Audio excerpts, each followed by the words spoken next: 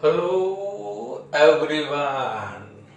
Hope all of you fine and healthy.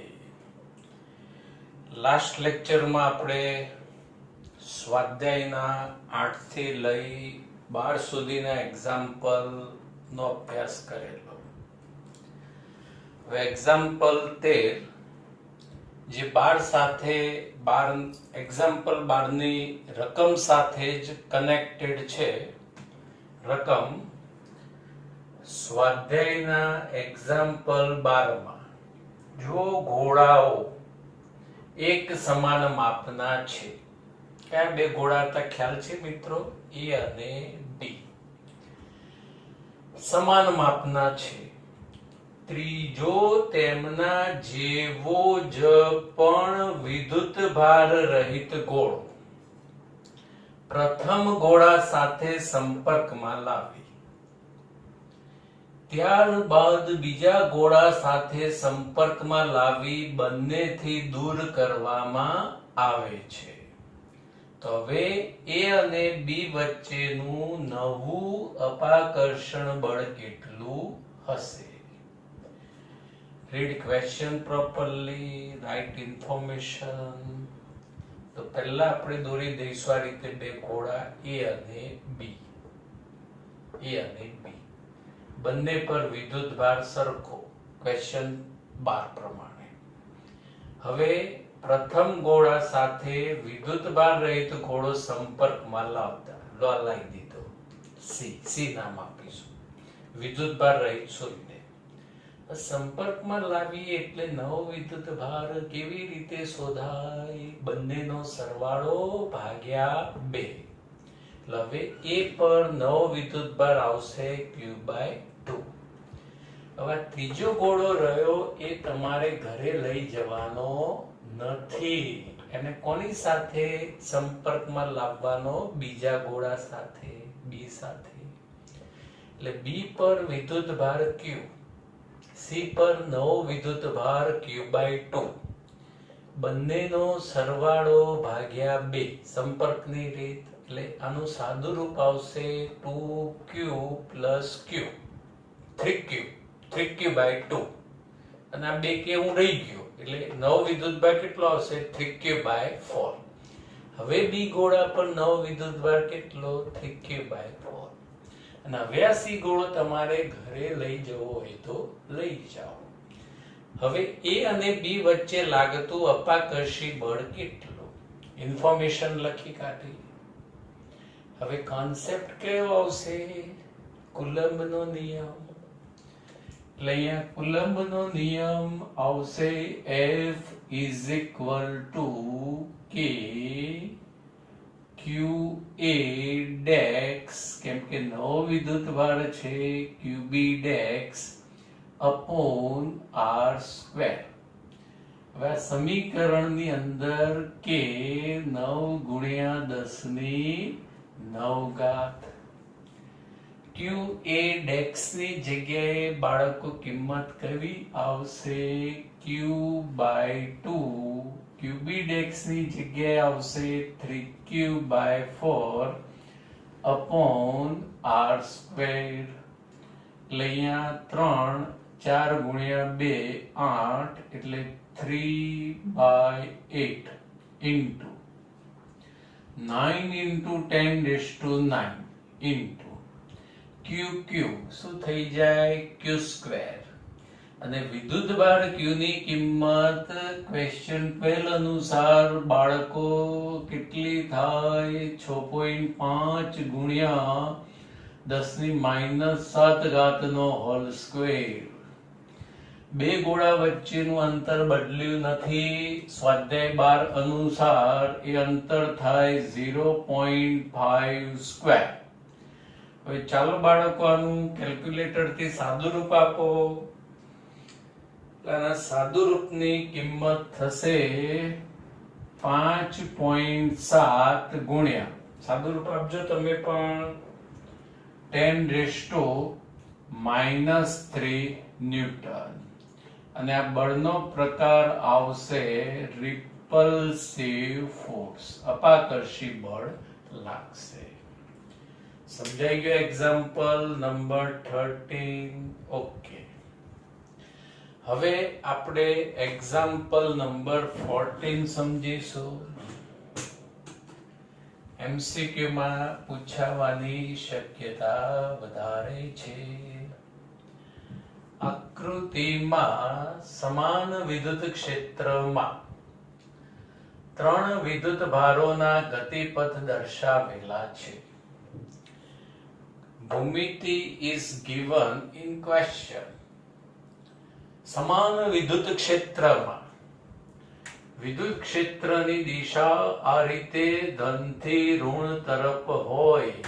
સમજ્યા? ધનથી ઋણ તરફ. અને આ સમાન વિદ્યુત ક્ષેત્રમાં ત્રણ કણો આકૃતિમાં દર્શાવ્યા પ્રમાણે ગતિ કરે છે. આ કણ નંબર 1, આ 2 અને આ 3. ત્રણેય વિદ્યુત ભારના ચિહ્ન આપો. 1, 2 અને 3. આ ત્રણેય વિદ્યુત ભાર પર પ્લસ માઇનસ કયો વિદ્યુત ભાર હશે એ ચિહ્ન નક્કી કરવાનું. તો બાળકો, આ કણ નંબરનો 1 અહીં આમ સીધે સીધો જાય છે અને જેવો અહીં જાય, અહીં આવે અને રામ જાણે એને શું થાય કે આમ ઉપરની તરફ વિચલિત થાય છે.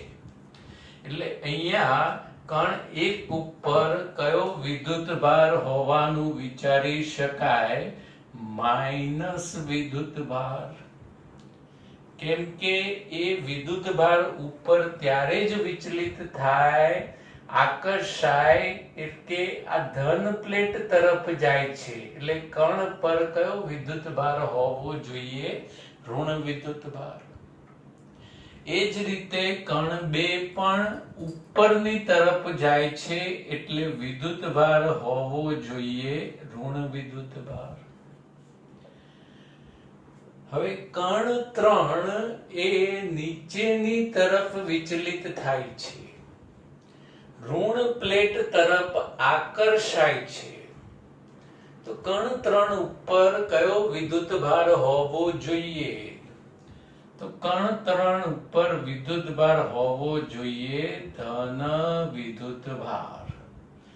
અને કદાચ એક્ઝામમાં આ રીતે કોઈ ચોથો કણ સીધે ને સીધો જ જતો દર્શાવ્યો હોય તો એ કણ કદાચ વિદ્યુત ભાર વિહીન કણ હોવો જોઈએ.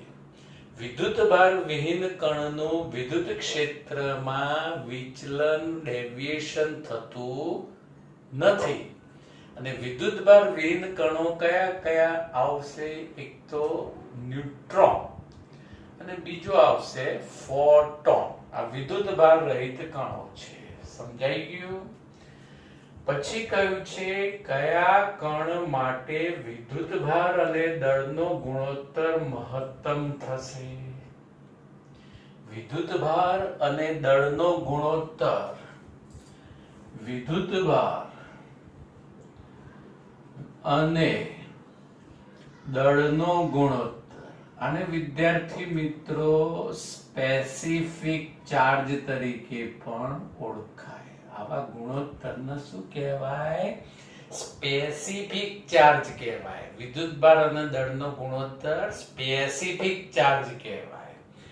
હવે કયા કણના વિદ્યુત ભાર અને દળનો ગુણોત્તર મહત્તમ થશે? તો વિદ્યાર્થી મિત્રો એક ઉદાહરણની અંદર આપણે આ રિઝલ્ટ વ્યાખ્યાયિત કરીશું.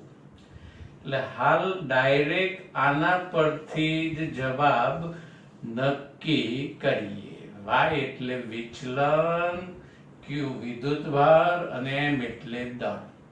તો બાળકો, કયા કણનું વિચલન, કયા કણનો ગતિપથ વધારે વિચલિત થાય છે? જરાક ભૂમિતિ પરથી કહી આપો. તો ભૂમિતિ પરથી માલુમ પડે છે કે કયા કણનો ગતિપથ વધારે વિચલિત થાય છે? શું માલુમ પડે છે? કણ 3 નો ગતિપથ વધારે વિચલિત થાય છે. જો આ વડે વડે વડે વડે વધારે વિચલિત થયો એટલે કણ 3 માટે Q અને M ના ગુણોત્તરની કિંમત કેવી આવશે? મહત્તમ આવશે. સૂત્રની હાલ ચિંતા ના કરશો, ઉદાહરણમાં સાબિત કરીશું. MCQ ની અંદર આવું બધું પૂછી શકાય. Question number 15. આ 15 પણ VSQ કે 2 માર્ક્સમાં પૂછાય. સમજો. એક સમાન વિદ્યુત ક્ષેત્ર 3 × 10⁻³ I cap ન્યૂટન પર કુલમ્બનો વિચાર કરો. બાળકો, આ વિદ્યુત ક્ષેત્ર કઈ દિશામાં હશે? કહી આપો ફટાફટ. આના પરથી કહી આપો કઈ દિશામાં હશે? x અક્ષની દિશામાં વિદ્યુત ક્ષેત્ર. હવે YZ સમતલને સમાંતર જેનું સમતલ હોય તેવા 10 સેન્ટીમીટરની બાજુવાળા ચોરસમાંથી પસાર થતું ફ્લક્સ કેટલું? તો અહીંયા વિદ્યાર્થી મિત્રો આપણે યામ પદ્ધતિ x y z અને YZ સમતલને સમાંતર એટલે YZ સમતલને સમાંતર 10 સેન્ટીમીટર લંબાઈનો એક ચોરસ અને આ ચોરસમાંથી પસાર થતું વિદ્યુત ફ્લક્સ કેટલું હશે? આ રીડિંગ થયું ક્વેશ્ચનનું અને માહિતીની ઇન્ફોર્મેશન. આપણે ઇન્ફોર્મેશન આ રીતે લખીએ. હવે કોન્સેપ્ટ તો બાળકો અહીંયા ફ્લક્સ શોધવાનું છે. ફ્લક્સમાં આવતા હતા સૂત્ર 2 ટાઈપ્સના. સમાન વિદ્યુત ક્ષેત્ર હોય તો સૂત્ર સદિશ E ડોટ સદિશ S અને અસમાન વિદ્યુત ક્ષેત્ર હોય સૂત્ર કયું આવતું? ઇન્ટિગ્રેશન સંકલન સદિશ E ડોટ સદિશ ds. તો અહીંયા તમને આ સમાન વિદ્યુત ક્ષેત્ર છે એટલે સમાન વિદ્યુત ક્ષેત્ર હોય એટલે ફ્લક્સનું સૂત્ર યાદ આવી જાય કે સદિશ E ડોટ સદિશ S. ઓકે, કોન્સેપ્ટ અને કોન્સેપ્ટ પરથી ફોર્મ્યુલા. હવે સદિશ E is equal two 3 × 10⁻³ I cap. સદિશ S ક્ષેત્રફળનો સદિશ. બે વસ્તુ જોઈએ, મૂલ્ય અને દિશા. તો બાળકો આ ચોરસની લંબાઈ આપીએ 10 સેમી. હવે ચોરસના ક્ષેત્રફળનું સૂત્ર યાદ જ હોય L². એટલે ચોરસનું ક્ષેત્રફળ થાય 100 સેન્ટીમીટર અને 100 સેન્ટીમીટર અર્થાત 1 મીટર. હવે અહીંયા ક્ષેત્રફળના સદિશની દિશા પણ લખવાની. તો ધોરણ 11 થી આપણને ખબર છે કે કોઈ પણ પૃષ્ઠ હોય, કોઈ પણ સમતલ હોય એનો ક્ષેત્રફળનો સદિશ પૃષ્ઠને લંબ રૂપે હંમેશા બહારની તરફ હોય. ગભરાતા નહીં. અહીંયા પણ પૃષ્ઠ જોઈએ તો સદિશ લંબ રૂપે બહારની તરફ. આ પૃષ્ઠ લઈએ તો સદિશ લંબ રૂપે બહારની તરફ. તો અહીંયા પણ આ પૃષ્ઠનો ક્ષેત્રફળનો સદિશ લંબ રૂપે બહારની તરફ. હવે arrow is parallel to x axis એટલે અહીંયા આવશે I cap આવશે. હવે I cap dot I cap શું થઈ જાય? I cap dot I cap શું થઈ જાય? 1. એટલે અહીંયા સાદુરૂપ આવશે 3 × 1. કેલ્સીથી કરીએ જવાબ શું આવશે? 3 × 10⁻³ I cap dot I cap 1 અને આનો એકમ ન્યૂટન મીટર² પર કુલમ. ફ્લક્સનો એકમ. બીજો એકમ યાદ છે આનો? Volt into metre. આ બે એકમ યાદ રાખવાના. સમજાઈ ગયું આમાં? હવે બી ઓપ્શન, જો આ જ ચોરસ સમતલને દોરેલા લંબ અક્ષ સાથે 60 અંશનો કોણ બનાવે તો તેમાંથી પસાર થતું ફ્લક્સ કેટલું? વિદ્યાર્થી મિત્રો, વિદ્યુત ક્ષેત્ર તો એક્સ અક્ષની દિશામાં છે. આ જે ચોરસ સમતલ પૃષ્ઠ રહ્યું એ થોડુંક ત્રોસું થઈ ગયું છે, દોઢું થઈ ગયું છે, એટલે એના ક્ષેત્રફળનો સદિશ એ સાથે 60 ડિગ્રીનો એંગલ બનાવે છે. તો હવે આની સાથે સંકળાયેલું વિદ્યુત ફ્લક્સ કેટલું? વિદ્યાર્થી મિત્રો, એંગલ આવી ગયો એટલે flux phi is equal to concept का फॉर्मूला आएगा E S cos theta. Angle आ गया है, अब समझ में आया? ये आ डॉट गुणाकार छे એટલે cos આવે, ક્રોસ હોય તો શું આવે? sin આવે. હવે ફક્ત મૂલ્ય મૂકવાનું છે. E is equal to 3 ગુણ્યા 10⁻³ ઘાત.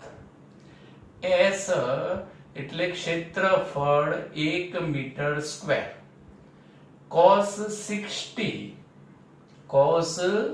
60 ડિગ્રી અને cos 60 ની કિંમત આપણને યાદ જ હોય 1/2. એટલે અહીંયા 1/2 મૂકી દઈએ એટલે સાદુરૂપ આવશે 1.5, કેમ કે 3/2 1.5 10⁻³ અને ફ્લક્સ હોવાથી ન્યૂટન મીટર સ્ક્વેર પર કુલમ અથવા તો વોલ્ટ ઇન્ટુ મીટર. એક્ઝામ્પલ 15 સમજાઈ ગયો? એમસીક્યુ માં કોન્સેપ્ટ પૂછાઈ શકાય. ઓકે, હવે એક્ઝામ્પલ 16. બાળકો, એક્ઝામ્પલ 16 ની રકમ અહીંયા આપણે દર્શાવવી નથી, પણ એનો ક્વેશ્ચન કંઈક આ રીતે, એ પેમ્પલેટ્સ માંથી રકમ જોઈ લેજો કે એક્ઝામ્પલ 15 ના સમાન વિદ્યુત ક્ષેત્રમાં, એક્સ અક્ષની દિશાનું વિદ્યુત ક્ષેત્ર, એમાં 20 સેન્ટીમીટરની લંબાઈ ધરાવતો સમઘન મૂકવામાં આવે. શું મૂકીશું? સમઘન મૂકવામાં આવે તો સમઘન સાથે સંકળાયેલું વિદ્યુત ફ્લક્સ કેટલું હશે? હવે જવાબ આનો બે રીતે વિચારાય. પહેલા તો ગણતરી જોઈએ. ગોસનો નિયમ Q/ε0. સમઘનની અંદર આપણે બહુ જ જોયું, અંદર જોયું, બહાર જોયું, અંદર જોયું, બહાર જોયું, પણ સમઘનમાં ક્યાંય વિદ્યુત ભાર નથી, એટલે ઘેરાતો વિદ્યુત ભાર 0. ε0 is equal to 0. એટલે સંકળાયેલું વિદ્યુત ફ્લક્સ કેટલું આવશે? 0. બીજી રીત વિચારીએ તો સમઘનમાં જેટલી ક્ષેત્ર રેખાઓ એન્ટર થાય છે એટલી ક્ષેત્ર રેખાઓ એક્ઝિસ્ટ થશે, બહાર આવશે. કારણ કે બાળકો આ ક્ષેત્ર કયું છે? સમાન.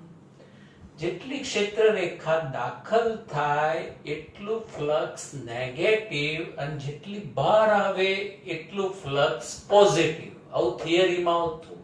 એટલે કુલ ફ્લક્સ કેટલું થશે? 0. એમસીક્યુ માં પૂછાય. હવે એક્ઝામ્પલ નંબર 17 સમજો.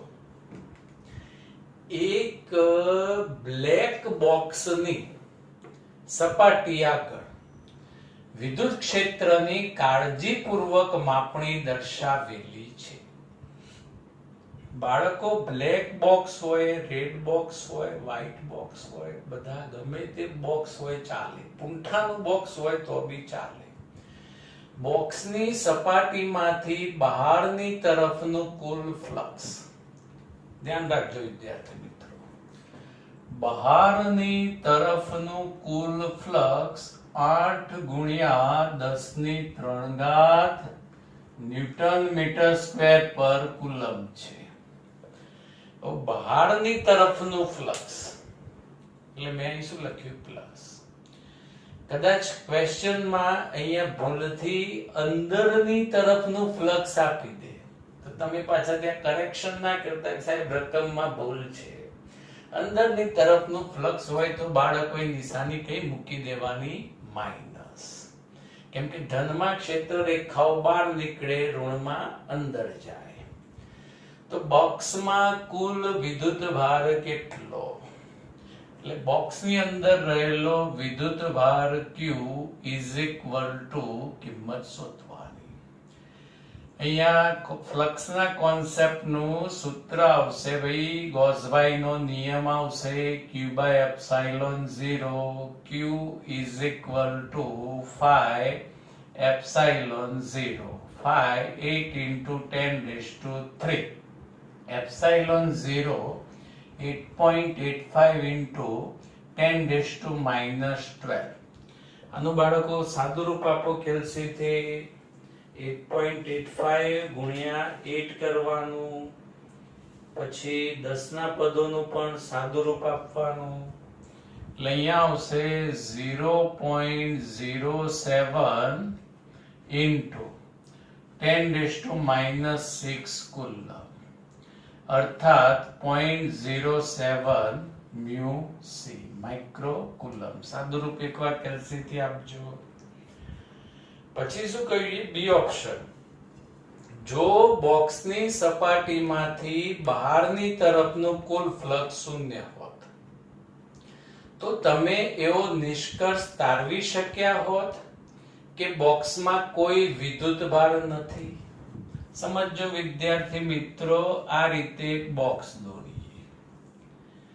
બ્લેક બોક્સ નથી વિદ્યાર્થી મિત્રો, આ બ્લુ બોક્સ છે, વાદળી બોક્સ છે. હવે આ બોક્સ સાથે સંકળાયેલું ફ્લક્સ 0 હોય તો આપણે આ રિઝલ્ટનો ઉપયોગ કરીએ, ફ્લક્સ 0 ગણીએ, અહીં 0 ગણીએ તો ઘેરાતો વિદ્યુતભાર કેટલો હોઈ શકે, શૂન્ય હોઈ શકે. એટલે કે બોક્સમાં કોઈ વિદ્યુતભાર નથી. આવું હોય તો કેમ, આવું હોય તો કેમ, એટલે તમે એવું ના લખતા કેમ કીધું છે, સારું સારું. આવું હોય તો કેમ, એટલે કે જો બોક્સની અંદર વિદ્યુતભાર ન હોય તેની સાથે સંકળાયેલો ફ્લક્સ શૂન્ય હોઈ શકે. હવે સમજો, અથવા ન હોય તો પણ કેમ. હવે આનો અર્થ એ થયો કે ફ્લક્સ 0 રહેવું જોઈએ. પહેલી પરિસ્થિતિમાં વિદ્યુતભાર 0, પણ અહીંયા કંઈક વિદ્યુતભાર હોય, હોવો બી જોઈએ અને ફ્લક્સ બી કેટલું મળવું જોઈએ, શૂન્ય. તો વિદ્યાર્થી મિત્રો, અહીંયા જો બીજો આ રીતે -q વિદ્યુતભાર મૂકી દઈએ તો phi is equal to q by epsilon 0. એટલે વિદ્યુતભાર છે પણ ઘેરાતો કુલ વિદ્યુતભાર કેટલો થશે, શૂન્ય. એટલે બી ફ્લક્સ કેટલું મળશે આપણને, શૂન્ય. એટલે ફ્લક્સ બે પરિસ્થિતિમાં હાલ આ ક્વેશ્ચન પ્રમાણે શૂન્ય થઈ શકે. એક, પૃષ્ઠમાં વિદ્યુતભાર ન હોય ત્યારે, એક બી વિદ્યુતભાર ન હોય ત્યારે ફ્લક્સ શૂન્ય હોય. અને વિદ્યુતભાર હોય તો વિદ્યુતભાર સમાન મૂલ્યના અને વિજાતીય વિદ્યુતભાર હોય ત્યારે પણ ફ્લક્સ કેટલું બનશે, શૂન્ય. બેઠું મગજમાં બરાબર કે બાઉન્સર ગયું. ફ્લક્સ શૂન્ય ક્યારે હોય, તો એક, વિદ્યુતભાર ન હોય ત્યારે, અને બે, વિદ્યુતભાર હોય તો સમાન મૂલ્યના અને વિરુદ્ધ નિશાની વાળા હોય તો ફ્લક્સ શૂન્ય હોઈ શકે. હવે એક્ઝામ્પલ નંબર 18,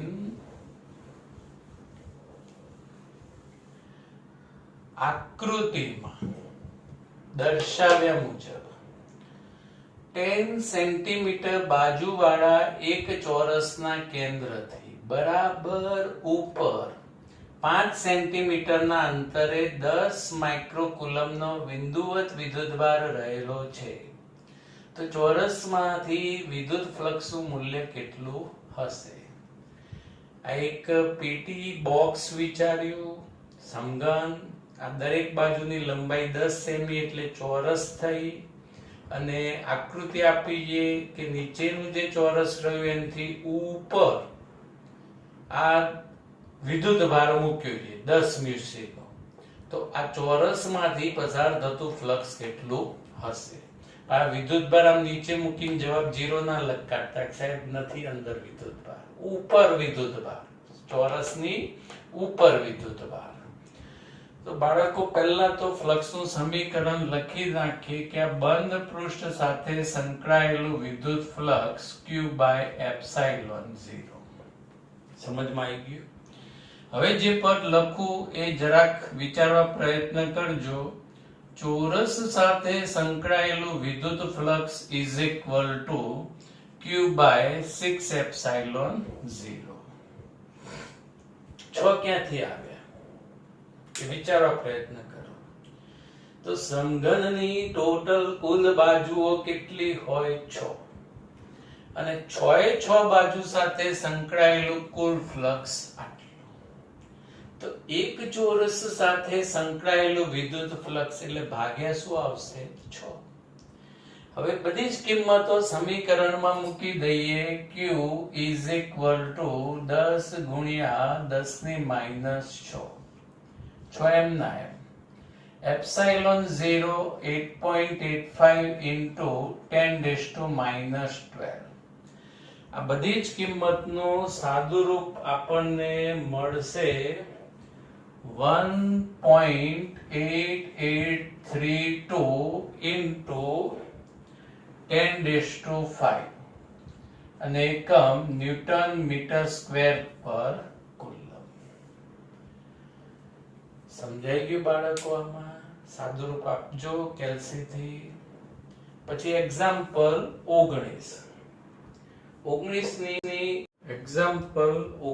ની રકમ 9 સેન્ટીમીટરની ધારવાળા એક ઘનાકાર ગૌસિયન સપાટીના કેન્દ્ર પર 2 મ્યુસી વિદ્યુતભાર રહેલો છે. તો આ સપાટીમાંથી કુલ વિદ્યુત ફ્લક્સ કેટલું હશે? તો વિદ્યાર્થી મિત્રો, આ રીતે 9 સેન્ટીમીટરની બાજુવાળો એક સમઘન આપણને આપ્યો છે અને એના કેન્દ્ર પર 2 મ્યુસી નો વિદ્યુત ભાર મૂક્યો છે. તો તેની સપાટીમાંથી પસાર થતું કુલ વિદ્યુત ફ્લક્સ કેટલું? એટલે અહીંયા વિદ્યુત ફ્લક્સ ઇઝ ઇક્વલ ટુ સૂત્ર q અપોન એપ્સાઇલોન 0. તો વિદ્યાર્થી મિત્રો, તમે ધ્યાન શું રાખશો? ક્વેશ્ચનમાં વાંચજો બરાબર. સપાટીમાંથી પસાર થતું કુલ વિદ્યુત ફ્લક્સ કયું? એટલે આ 6 સપાટીનું કુલ વિદ્યુત ફ્લક્સ એટલે આખા સમઘનનું વિદ્યુત ફ્લક્સ એટલે સૂત્ર q અપોન એપ્સાઇલોન 0. અને ખાલી એવું કહ્યું કે સપાટીમાંથી પસાર થતું વિદ્યુત ફ્લક્સ કેટલું? સપાટીમાંથી પસાર થતું વિદ્યુત ફ્લક્સ કયું હોય? તો q upon 6 એપ્સાઇલોન 0. અને હવે તમે આ સમીકરણમાં 2 into 10 to minus 6 એપ્સાઇલોન 0 ની કિંમત મૂકી સાદુરૂપ આપવાનું. Okay, thank you.